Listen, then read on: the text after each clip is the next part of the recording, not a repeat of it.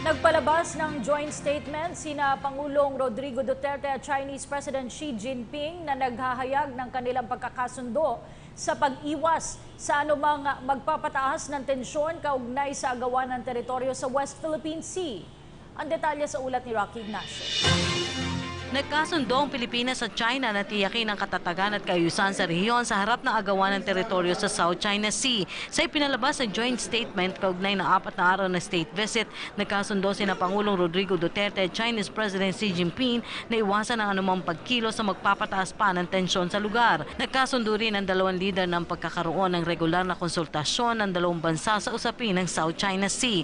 Paiiralin rin ng Pilipinas at China ang pagkakaroon ng confidence building at tiwala para sa mas maayos na tulungan. Magtutulungan ang dalawang bansa sa larangan ng infrastruktura, turismo para sa isinusulong na ASEAN-China Year of Tourism at agarang pagresponde sa panahon ng pangangailangan sa karagatan. Magtutulungan rin laban sa operasyon ng iligal na droga kasabay ng pagpapalitan ng impormasyon dahil banta ito sa kalusugan.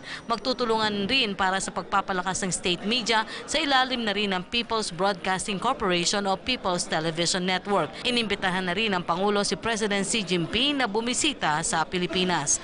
Para sa PTV News, Rocky Ignacio, Beijing, China.